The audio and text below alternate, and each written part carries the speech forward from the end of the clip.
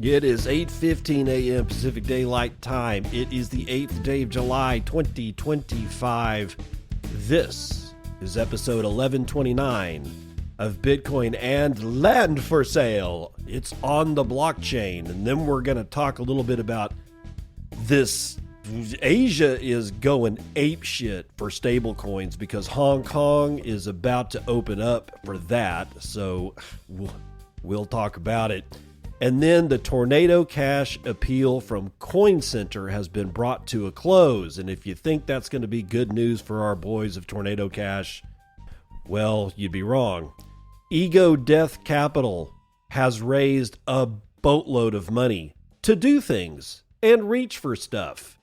Then we're going to talk about Metaplanet. No, I'm not going to talk about how they bought more Bitcoin. They're doing something else. I believe that we're entering phase 2 of Bitcoin treasury companies. I'm specifically talking about the evolution of a company that has already become a treasury company, starting to morph into maybe a final form. Think of a butterfly. You know, it starts out as an ugly little caterpillar and then it metamorphizes into something beautiful and swan-like, right? Well, maybe not. But Spanish bank BBVA is launching some trading for its retail clients, and Nakiki is going to be a German company. They want to go pure. They're going to do it purely. We'll get into that one. Okay, so land on the blockchain. We've talked about it for a long time on this show. It's stupid. It's very stupid. But I never thought I'd hear anything more stupid than what I'm about to read. Let's just do it. Oh, and by the way, some of you guys out there might get triggered. Remember, I am not passing judgment. I am the weather guy. It's either raining or it's not. There's either a tornado or there isn't. There's either a hurricane or there's not. Right? I'm not saying any of this is good. I'm not saying any of it's bad. Personally, I think this whole thing is stupid simply because of the mechanism, but the underlying morals and ethics of what I'm about to get into could possibly trigger the living AF out of you. So just be prepared and remember, don't stone the messenger. Evil proposal to sell Gazaland via crypto tokens has been met with backlash. Ryan Gladwin from Decrypt starts us out this morning. The Tony Blair Institute helped form a plan that proposed selling land in Gaza via blockchain tokens, according to the Financial Times, after paying Palestinians to leave their land. The tokenization project would have also seen the region rebuilt with Dubai-style artificial islands and blockchain trade initiatives, complete with Elon Musk and Donald Trump-themed areas. I'm telling you, this is just...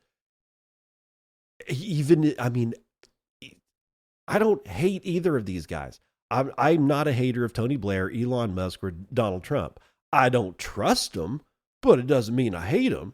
But this sounds like a theme park. Donald Trump land?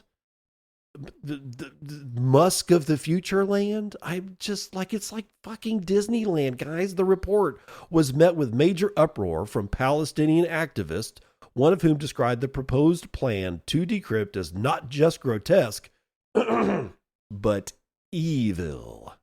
A slide deck titled The Great Trust was developed by the Boston Consulting Group, the Financial Times reported on Sunday, with participation from 2 staff members from the Tony Blair Institute, an organization founded by the former UK Prime Minister. It was shared with the Trump administration, according to the Financial Times, which echoed similar sentiments back in February. The slide deck, suggested paying 500,000 Palestinians to leave Gaza to attract private investors to redevelop the area following Israel's bombings. It proposed excuse me, that the public land in Gaza be put into a trust and then sold via digital tokens traded on the blockchain. Gazans could add their private land into the trust in return for a token that would give them the right to a housing unit. Quote, the process referenced is a common one in real-world assets, Chris Yin, co-founder and CEO of RWA project Plume Network, explained to Decrypt. Quote, the title for the land is put into a special vehicle that only does one thing. In this case, a trust that holds the title. Then the shares that represent ownership in that trust are tokenized and minted on a blockchain. End quote. As a result, Sam Moody, co-founder and CEO of tokenization project Savia, said to Decrypt that land in Gaza would become an international investment opportunity with tokens possibly traded on centralized exchanges. But while the plan showcases a type of real-world asset tokenization that is increasingly being adopted by other projects, the proposal has been met with severe backlash by Palestinian advocates who see it as disturbing and opportunistic amid the recent violence. Quote, those fucking monsters want to steal all Palestinian land and sell it back to them, said Paul Bigger, founder of Tech for Palestine. One source told the FT that the people of Gaza will be incentivized to leave, predicting via a BCG, that's that Boston group, the Boston Consulting Group, via a BCG financial model that 25% of Palestinians would vacate the region. BCG calculated that relocating Palestinians outside of Gaza would be cheaper than providing support to them while reconstructing the area. Quote, Palestinians want to live in their home. That is the simple truth at the heart of this, Dr. Ashok Kumar, associate professor of political economy at the Birkbeck Business School, told Decrypt. He suggested that Israel's siege on Gaza has been designed to make life so unbearable for the survivors that they are forced to choose exile. The Tony Blair Institute and the Boston Consulting Group did not respond to requests for comment. Both have distanced themselves from the proposal in comments to the FT, Financial Times, with the Tony Blair Institute claiming limited participation and BCG saying its leadership was misled about the scope of the project. The deck also includes the construction of world-class resorts called the, quote, Gaza Trump Riviera and Islands, end quote, as well as an industrial area called the Elon Musk Smart Manufacturing Zone. I'm telling you, man, this just smells like Disneyland. In February, President Trump proposed that Gaza could be reconstructed under United States rules as the, quote, Riviera of the Middle East, a claim that now echoes the plans outlined in the now leaked deck. The deck also proposes a man-made coastline similar to Dubai with blockchain-based trade initiatives, whatever the fuck that means. Moody explained that this could mean a Gaza stablecoin or processing the region's trade on the blockchain to reduce paperwork.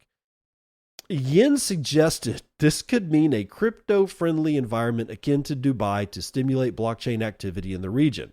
But Palestinian supporters aren't buying the pitch. You think? Quote, like vultures circling a dying body, men like Tony Blair, multimillionaire, war criminal, profiteer, prepare to swoop in and make millions from the rubble, buying up the land from which its people were driven. This is not just grotesque, it is evil, said Dr. Kumar. Quote, the lives of the people in their homes are worth less than dollars to them. Loopify, pseudonymous game developer and founder of charity Crypto Gaza, told Decrypt. Morals aside, experts believe that the deck's tokenization goals are too lofty, even for the most simplistic of cases, let alone one of the most complex regions in the world. Quote, frankly, the gap between the deck briefly alludes to and what is technically and legally possible is so vast Mundi finished. Quote, implementing commercial scale real estate land tokenization is probably still 2 to 3 years away, and that would be for small, straightforward use cases, not massive, war-ridden plots of land in a politically and geographically contested country, end quote. I honestly, it's very rare that I run into a news story that just makes my skin crawl. And again, whatever side any of you guys are on out there, I'm trying to be as neutral as I can, right? But there are facts on the ground, and then there is what people think should have happened, and a whole other group of people that think something else should have happened. I'm not getting into that. What I am just saying is that the United States and Western Europe, generally speaking, kind of has a history of what's known as rebelization, where we either pound something into the sand so hard, or through inaction or even possible help, allow to cause the complete destruction of land so that it can be built back up by people like Halliburton. It's not tinfoil hat theory. This shit happens. The minute Trump started talking about this stuff, I was like going, oh my God, it's probably going to happen. Now, will it be tokenized? That's a different story. Let's just center on the problem at hand. Gaza's completely destroyed. It's completely destroyed. From one end of it to the other, it's completely destroyed. It's been almost completely functionally rubbleized. It's got all the rubble's got to be moved out, and then everything gets rebuilt. And who do you think is going to rebuild it? It's going to be people like Halliburton. Yes, I know they're an oil services company, but they've been so knee deep in the Middle East for so long. They are probably the pinnacle of construction companies at this point in the Middle East. It's weird to say that, because I remember when I was a kid in the oil patch in Midland, Texas, and I was on Halliburton trucks with my dad in the logging trucks, looking at the logs as they were sending tools down the hole to do X-ray diffraction and all the stuff that you did for oil wells. That's where I got introduced to people like Schlumberger and Halliburton and Western and all those companies, right? And Halliburton was right. I mean, they did fracking, they did downhole tool logging, they did all kinds of stuff. And then all of a sudden, we start meddling really hardcore in the Middle East. I believe it all began with Desert Shield under George Bush the First. Since that time, Halliburton has basically been serving lunches and building buildings in the Middle East everywhere we go, because there's always rubble to be moved and buildings to be built, and we always have basically the U.S. Army kind of backing everything up. It's sad. And again, there are arguments on both sides of the fence. You know, I mean, breaking through the wall and putting boots on the ground inside of Israel was not the best move that Hamas could have made, and it definitely screwed up the Palestinians. A continued and sustained bombing campaign like what Israel has done to Palestine is probably not a good move either. I don't think there's any winners or any losers in this, right? I mean, as far as who's right and who's wrong. But the fact remains, Gaza's destroyed. It's probably going to be rebuilt at the hands of the United States and Western Europe. The Palestinians will probably be moved, or the great guts and feathers of them will probably be moved somewhere else, and nobody's ever even talked about where. Where are you going to relocate these people? Their land, I'm sorry, but their land is gone. Now, the tokenization aspect of all this is fucking stupid. You cannot tokenize real world assets. It's impossible. But I could put my my title of my land on the blockchain. So what?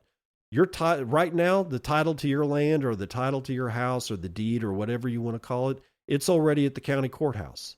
on paper in a filing cabinet. Do you think that stops men with guns from taking your land if they want your land? No, it doesn't. Look what happened to the Palestinians. Their land is gone. It's not coming back. Gaza's done. It's functionally going to be Israel. I mean, again, I'm not making a moral judgment, and I'm just calling balls and strikes here. Their land was probably technically owned, like the homeowners in Gaza probably had pieces of paper at various courthouses or places that you file important paperwork. And it did not matter. It did not stop bombers coming over and rebelizing shit. It did not stop missiles coming in and rebelizing shit. It's not going to stop all the rubble being taken away and brand new buildings being built. The whole thing is a mess, but the whole fact that there's this group of people that want to tokenize this should show you one of the reasons why hardcore maximalist Bitcoiners absolutely cannot fucking stand tokenizing real world assets. It causes the worst of people to come out. Again, no matter what you think about what happened on either side of the Palestinian or the Israel side, the tokenization of land that's being taken from a people by a group of people that do not even live there this goes on and on and on. The imperialism has never left us and is just causing all manner of problems. Don't get fooled into believing that your shit's safe because it's on a blockchain. You cannot tokenize real world assets. On to Hong Kong, whose land was also taken by China. Okay, they had a lease. I get it, whatever. But over 40, count them, 40 firms are prepping for the Hong Kong stablecoin license applications when they come out. Sam Reynolds out of CoinDesk. Hong Kong's stablecoin licensing regime is set to begin soon, August the 1st. And it's drawing significant interest from the region's financial and tech heavyweights, with local media in China reporting that over 40 applications have already been received. But expectations are being tempered by the reality that the Hong Kong Monetary Authority is likely to approve only a single-digit number of licenses, according to reports. Despite the rush of interest, only 3 firms have been admitted to the HKMA's stablecoin sandbox so far, including a joint venture between Standard Chartered and Animoca Brands. According to an HKMA fact sheet, the sandbox was created to allow companies with a genuine and well-developed plan for issuing fiat-referenced stablecoins to engage with regulators, refine compliance models, and offer feedback on proposed rules. Admission is not an endorsement or guarantee of licensing, and sandbox participants will still need to apply formally once the full regime is live. However, the limited number of firms accepted into the testing phase offers an early look at how narrow the approval funnel may be. Most of the firms preparing to apply are among China's largest banks, payment processors, and internet companies, according to reports. Standard Chartered's joint venture, JD.com, which I talked about a couple of shows ago, blockchain division, and Ant Group's digital finance units are all expected to be contenders, with Standard Chartered and JD already sandbox participants. And the HKMA's cautious approach seems to be consistent with how the Securities and Futures Commission has handled virtual asset platforms, granting only 11 licenses so far. During the SFC licensing process for virtual asset platforms, a number of high-profile contenders withdrew their applications, and reports at the time indicated that the regulator discovered, quote, unsatisfactory practices at some exchanges. Eye-watering amount of interest in stablecoins in China at this point. I don't think the digital yuan is going to last very long. Stablecoins, you love them or you hate them, or you're completely neutral on them. Either way, they're here. And there's nothing anybody's going to do about it. what we're looking at is a new arms race when it comes to debt instrumentation monetization technology, because honestly, that's all stablecoins are going to end up being. It is a stopgap between the fiat system that we are moving away from and the Bitcoin future that we can see just on the horizon. But instead of transitioning directly from fiat to Bitcoin, there's going to be an entire epoch of stablecoin, and it's going to be abused. It's going to be used to print and then monetize immediately debt instrumentation from not only the United States, but every developed country in the world. We are going to flood the rest of the world with paper money in the form of stablecoin, and everybody's going to go, thank you. Thank you for giving me that stablecoin. It's not a good deal, okay? It's not going to be a good deal. It's going to have long-lasting and deleterious effects on the world's poorest nations. And there's not a damn thing we can do about it. Moving over to the United States, a U.S. court has brought CoinCenter's Tornado Cash appeal to a close. Frank Corva writing this one for Bitcoin Magazine. On July 3rd, 2025, the United States Court of Appeals for the 11th Circuit agreed to end an appeal that crypto advocacy group CoinCenter made to OFAC regarding the Ethereum-based mixing service Tornado Cash. This decision by the court occurred approximately 2.5 months after the United States Treasury Department removed Tornado Cash from its OFAC sanctions list after having kept it on the list for over 3 years. The dismissal of this case officially ends CoinCenter's challenging OFAC's decision to include Tornado Cash on its sanctions list. Peter Van Valkenburg, executive director at CoinCenter, commented on X earlier today that the government did not want to continue to defend an interpretation of sanctions laws that seemed too broad. This appeal being dropped comes in the wake of a memo from the United States Deputy Attorney General Todd Blanche, in which he stated that the U.S. Department of Justice will no longer target crypto technologies like mixers. Despite the fact that this appeal has been dropped and that Tornado Cash is no longer on the OFAC sanctions list, the creators of the technology are still facing criminal charges. Tornado Cash co-founder and developer Roman Storm is scheduled to appear in federal court in the Southern District of New York on Monday, July the 14th, 2025. Storm is currently facing money laundering and sanctions violations charges, though he has affirmed that he did not profit from illicit transactions that were made through Tornado Cash. In September of this year, Storm's lawyers submitted a motion to dismiss the charges, stating that Tornado Cash did not meet the definition of a money transmitter under the Bank Secrecy Act because the technology does not take control of user funds.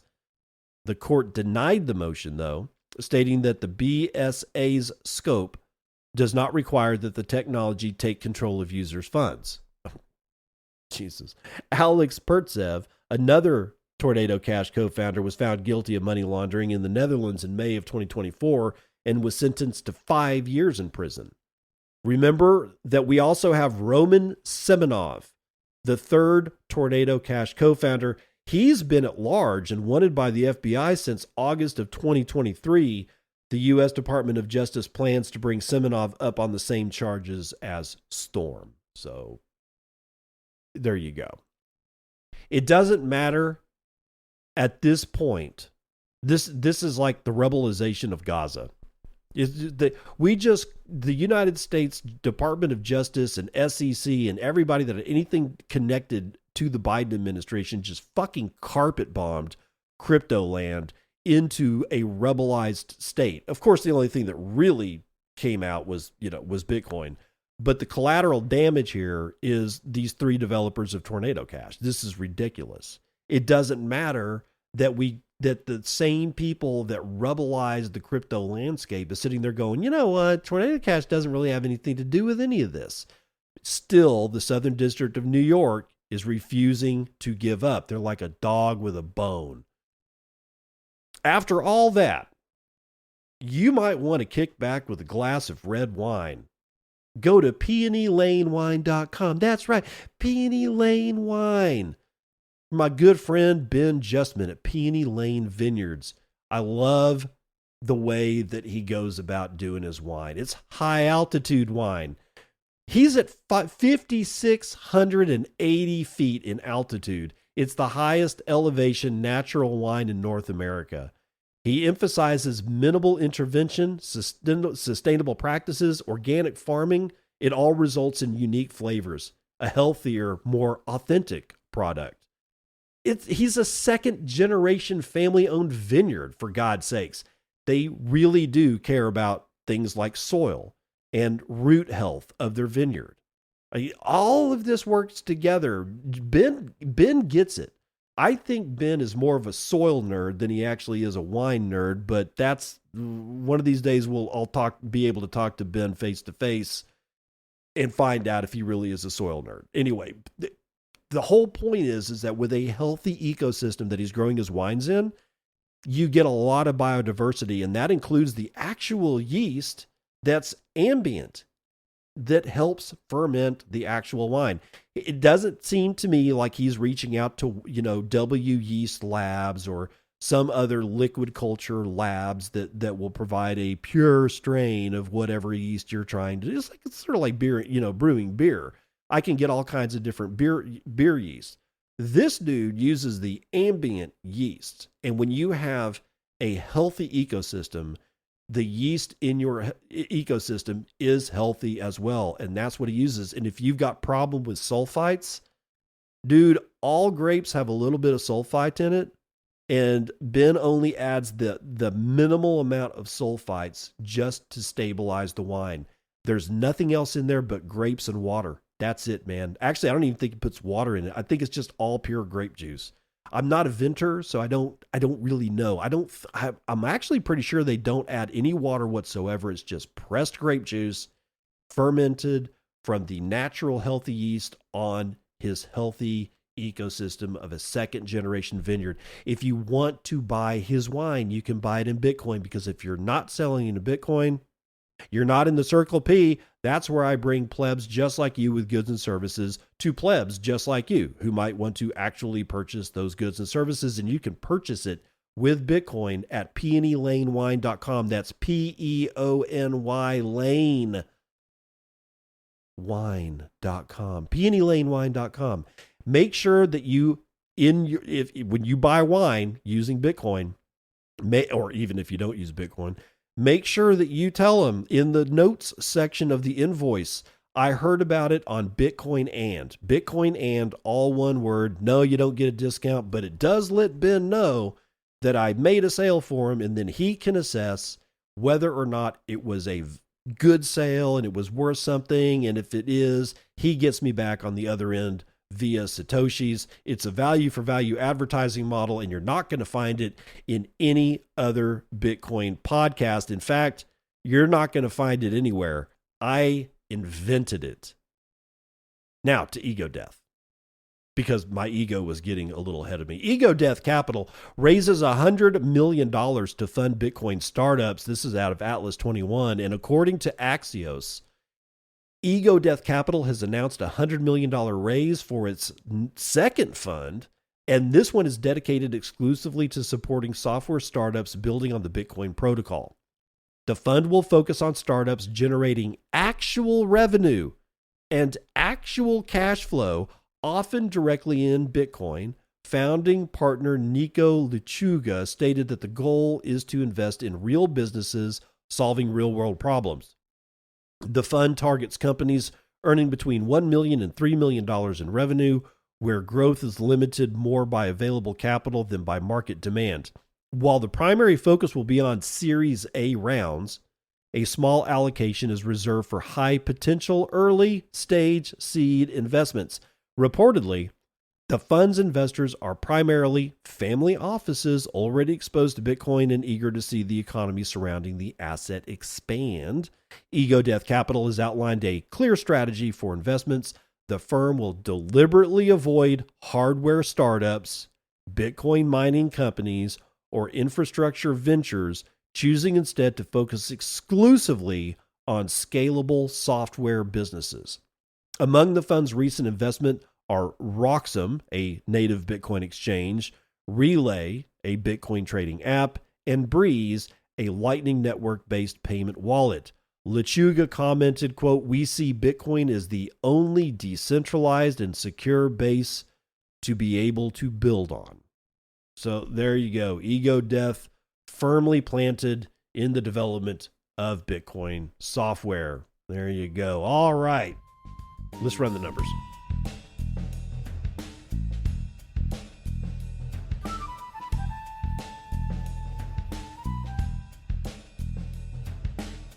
Futures and commodities. West Texas Intermediate is up 0.4% to $68.21. Brent North Sea oil is up 0.62% to just over $70 a barrel. Natural gas down 1 1/3, $3.36 per thousand cubic feet, and gasoline is up 1.6% to $2.18 a gallon. Shiny metal rocks having a bad day, and gold leads the pack, 1.12% to the downside. Ooh, 33.05 and 2 dimes. Man, Peter Schiff is probably not happy today. Silver is down 0.8%, platinum is down 0.5%, copper is down 0.44%, palladium is in the green but crab walking sideways. Ag, mostly in the red today. Biggest winner is coffee, 1.58% to the upside. Biggest loser today looks to be chocolate, 0.9% to the downside. Meanwhile, live cattle up 1.5%. Whoop-de-doo. Lean hogs down 1/4 and feeder cattle are up just over 1 point. The Dow is down 1/4 of a point. S&P is crab walking sideways in the red, and the NASDAQ is as well.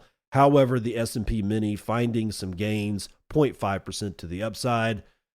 Bitcoin chilling out, $108,380 per coin. That is a $2.16 trillion market cap, and we can purchase 32.8 ounces of shiny metal rocks with our 1 Bitcoin, of which there are 19,889,194.58 of, and average fees per block are at 0.04 BTC. So that's sort of mid-range and has been for more than a few months. There's 6 blocks carrying 12,800 unconfirmed transactions waiting to clear. High priority rates get you in at 4, as does low priority. Now, what are we looking at in mining?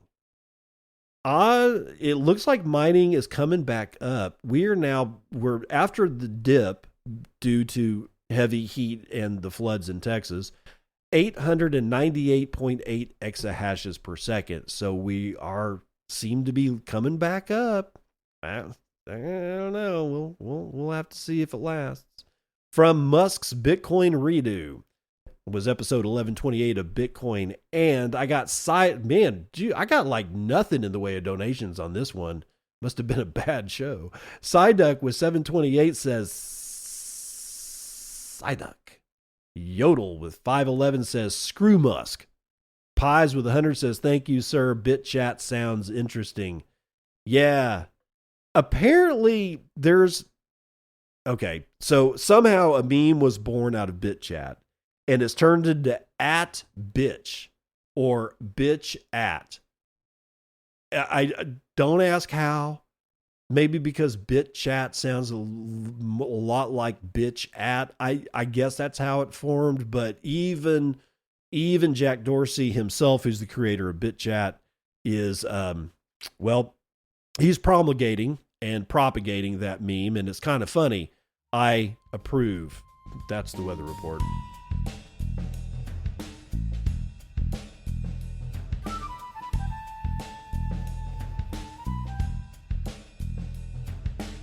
Welcome to part 2 of the news you can use. Metaplanet eyes digital bank acquisition in phase 2 of its Bitcoin strategy.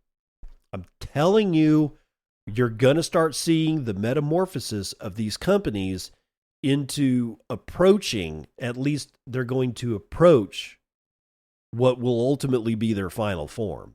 Amen Hakshanis has this one for Cointelegraph. Japanese firm Metaplanet plans to eventually use its Bitcoin reserves to acquire cash-generating businesses, possibly including a digital bank in Japan. In a recent interview with the Financial Times, CEO Simon Gurovich said that the company is racing to accumulate as much Bitcoin as possible before turning its holdings into leverage for expansion. Quote, "We think of it as a Bitcoin gold rush," Gurovich said. We need to accumulate as much Bitcoin as we can to get to a point where we've reached escape velocity and it just makes it very difficult for others to catch up, end quote. The Tokyo-listed firm, originally a hotel operator, in case you forgot, started accumulating Bitcoin as a hedge against inflation back in 2024. It currently holds 15,555 Bitcoin and aims to boost that figure to over 210,000 by 2027, which is 1% of all the Bitcoin that will ever exist. Phase 2 of Metaplanet's plan involves using Bitcoin as collateral to access financing similar to securities or government bonds. Quote, "We'll get cash that we can use to buy profitable businesses," Gurovich said. And that's what happens when your own business isn't profitable. You luck into making a fuck ton of money, and all of a sudden you go, maybe we should get into something that actually has a revenue stream. I'm just saying, it's probably a good idea. Gurovich said Metaplanet's future acquisitions would ideally align with its strategy. So, quote, "Maybe it is acquiring a digital bank in Japan and providing digital banking services that are superior to the services that retail is now getting," end quote. While crypto-backed lending remains rare in traditional banking, some institutions are beginning to explore it. In April, Standard Chartered and OKX launched a pilot program allowing institutions to use crypto and tokenized money market funds as collateral. Gurovich ruled out issuing convertible debt, interesting, but is open to preferred shares to fund growth. Quote, "I don't want to have to pay back the money in 3-4 years' time and have repayments linked to an arbitrary share price." Oh, hey, he's actually demonstrating a little bit of common sense here. I'm not a billionaire, so this is probably, my thinking is probably what is causing me to not be a billionaire. But honestly, this sounds like common sense. On Monday, Metaplanet added 2,204 BTC to its reserves. The latest acquisition brings its total holdings to 15,555. Average purchase price at this point is $99,985 per coin. And Metaplanet stock has climbed over 345% this year. So they want to buy a bank, and they want to use their Bitcoin as leverage, or rather as collateral, to start accessing money to fund purchases of companies. If you put this together, what happens if they buy a bank first? In my view, what this would allow them to do, if they are able to go secure financing through outside banking sources, and they are able to get enough money and they buy their own bank, what does that enable them to do? They can collateralize their own Bitcoin at their own bank against whatever fundage is there, and then they don't have to actually ask permission. Honestly, if it works and they get a bank and that bank actually has a bunch of deposits in it, it's a brilliant move, because at that point nobody can tell them no. They won't have to grovel. They'll just self-fund. Now, it'll be on the backs of their depositors. That is absolutely for certain. And that means that their depositors, or actually, when you think about it, their creditors, could be at risk depending on the fluctuations of price in the market. Still, though, kind of brilliant. I mean, your own bank, it makes a lot of sense, especially when you might actually end up with the bank that, at least in the country of Japan, specializes in allowing people to collateralize their Bitcoin to access financing for purchases of, I don't know, houses, a car, investments, building a business, whatever. You never know, man. Metaplanet may actually transition into the butterfly I was talking about. At this point, they are at the critical phase, because they're going right in between phase 1 and phase 2. This is where a company becomes the most vulnerable. They're just like the caterpillar that turns into the chrysalis, right? I hope they hide themselves well. I hope they found themselves some good cover against rainstorms and windstorms and predators, because the chrysalis stage is a very vulnerable stage, going between caterpillar, or phase 1, and butterfly, phase 2. Spain. I hear they have good food in Spain. BBVA launches Bitcoin and shitcoin #1 trading for retail clients. This is out of Atlas 21. Spanish bank BBVA has officially launched trading and custody services for Bitcoin for retail customers in Spain. They say another shitcoin, but I'm not going to say its name because I'm just sick of seeing this thing still alive and people taking it seriously. The new initiative allows all adult clients. I mean, what are we at a strip club? I mean, okay. Allows all adult clients to access these services through the bank's mobile app. The banking group has chosen to maintain full control over the custody of digital assets, opting not to rely on third-party providers to manage customer funds. BBVA is one of the very first people to do this, ladies and gentlemen. Almost everybody that you see that's taking custody of Bitcoin, at least in the United States and the West, all rely on third-party custodians. This is actually the first time I've heard of an institution, especially at this scale, holding their own keys. This is good. BBVA's implementation of trading and custody services complies with the European Union's market in crypto assets, or MiCA, regulations. The service launch was preceded by the submission of an application to the National Securities Market Commission in March. BBVA had already tested similar services in Switzerland and Turkey through its subsidiaries in both 2021 and 2023, respectively. Spain now becomes the third market for these services, but the first, where the offering is directly aimed at retail clients without any intermediaries. Gonzalo Rodriguez, head of retail banking at BBVA in Spain, stated, quote, "We want to make it easier for our retail customers in Spain to invest in crypto assets through a simple and easy to access digital solution on their cell phone." Francisco Maroto, head of digital assets at BBVA, announced future expansion plans, including the addition of new cryptocurrencies, stablecoins, and tokenized real-world assets such as bonds and ETFs.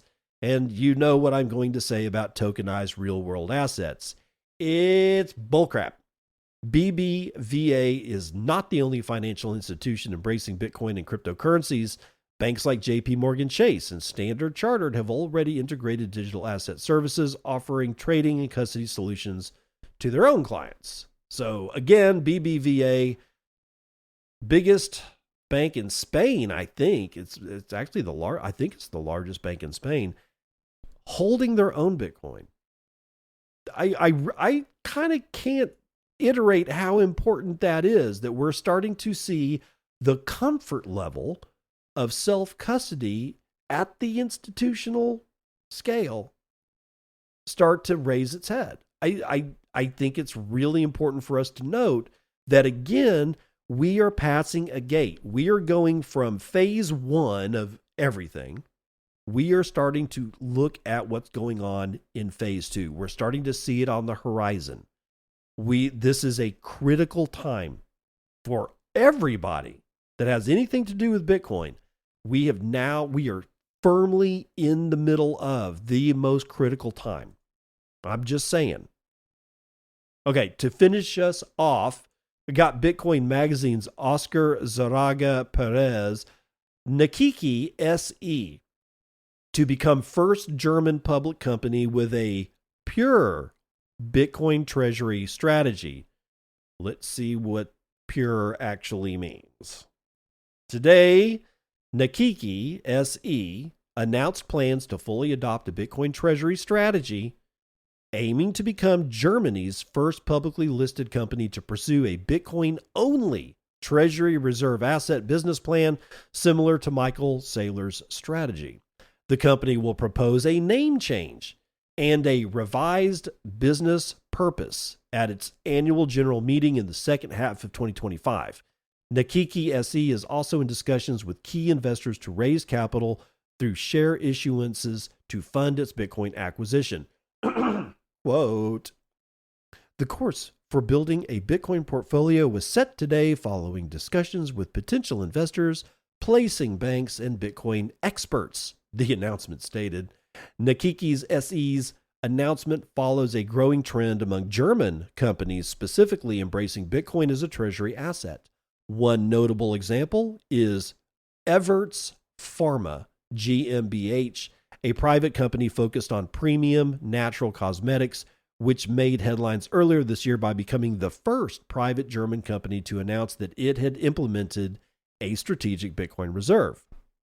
It is important to note that Bitcoin Group SE is also another publicly traded company in Germany that holds direct Bitcoin on its balance sheet, but is not actively running the same Bitcoin treasury strategy that Michael Saylor's strategy has made so popular.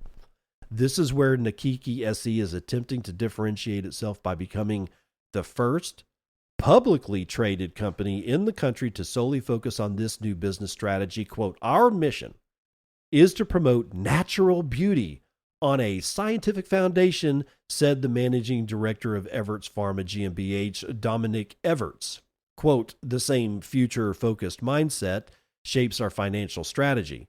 Bitcoin, as a scarce and globally tradable asset, complements our reserves and strengthens the long-term resilience of our company, end quote. The adoption of a Bitcoin treasury reserve asset has dramatically increased over the course of the last year, expanding globally. To date, there are 256 companies and other entities with Bitcoin on their balance sheets. And then they talk a lot about strategy, and I don't think we need to get into any more about strategy. We all know about Michael Saylor's strategy. But this public company that is just going all in on Bitcoin is interesting. However, it should be noted, they have not bought any Bitcoin yet, or at least not according to anything that I have seen. They're talking about it. They're planning to do it. They're going to have a meeting about it, but they haven't done it yet. I think that that's also just as important to note. So that is the end of the news for the day. I will not bend your ear any longer. I will see you on the other side. This has been Bitcoin and I'm your host, David Bennett. I hope you enjoyed today's episode and hope to see you again real soon. Have a great day.